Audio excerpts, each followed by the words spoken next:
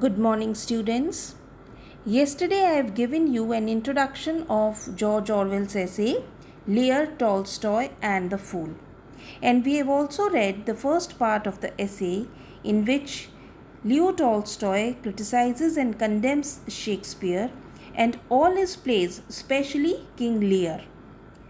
And today we will discuss and analyze the main points and the charges that Tolstoy puts against Shakespeare.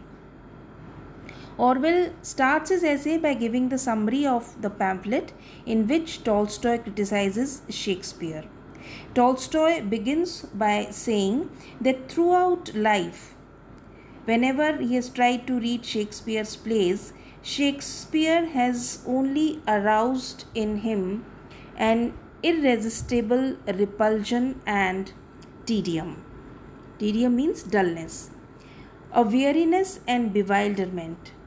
That Shakespeare is neither a genius nor even an average author, and that the plot of his play King Lear, according to Tolstoy, is stupid, it is verbose, unnatural, unintelligible, bombastic, vulgar, tedious, and full of incredible events.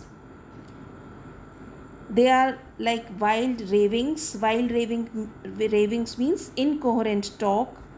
Mirthless jokes means jokes lacking in amusement. Anachronisms means outdated and irrelevancies are there.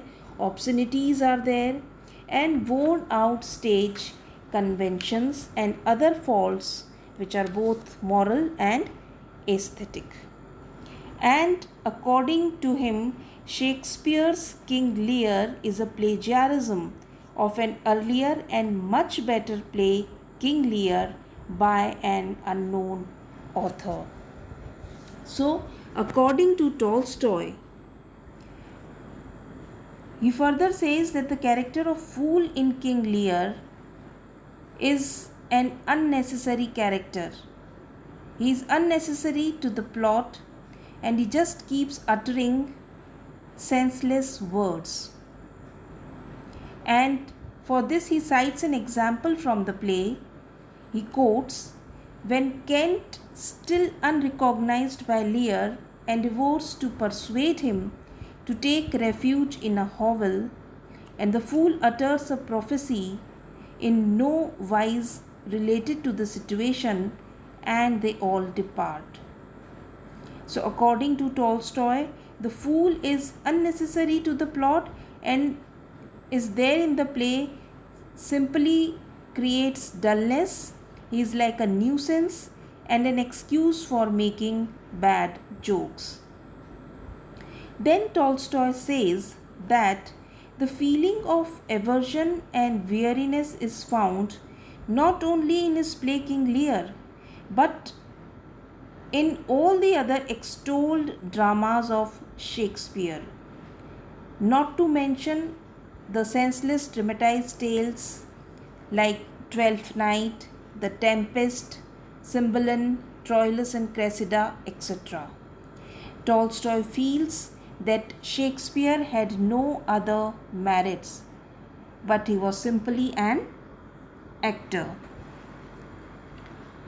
He had no power of delineating character or of making words and actions spring out naturally from the situation, and his language is uniformly exaggerated and ridiculous.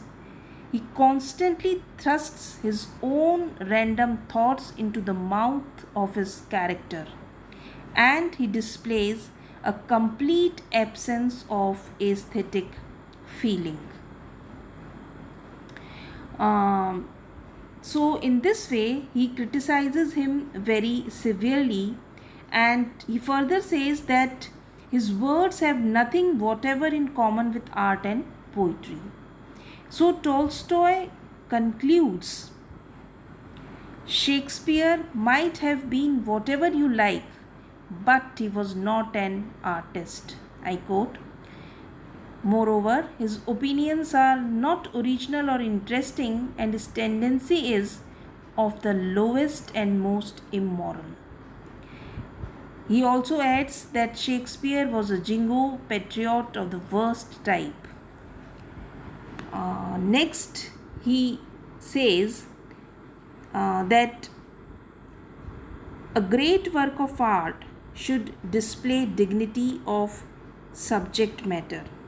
He gives a theory of art in general, and according to that, a work of art should display dignity of subject matter, sincerity, and good craftsmanship.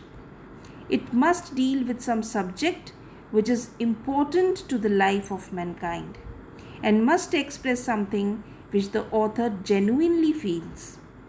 And it must use such technical methods as will produce the desired effect. So, all these things are necessary ingredients, we can say, for a great work of art. As far as Shakespeare is concerned, he is debased in outlook according to Tolstoy, slipshod in execution, and incapable of being sincere, even for a moment. So that's why Tolstoy condemns him and thinks that he was not a great writer but just a simple actor.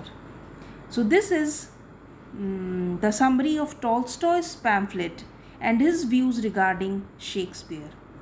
Students, for today this is all, and tomorrow we'll read the second part of the essay in which Orwell puts his arguments in favor of Shakespeare, and we'll see how he defends him.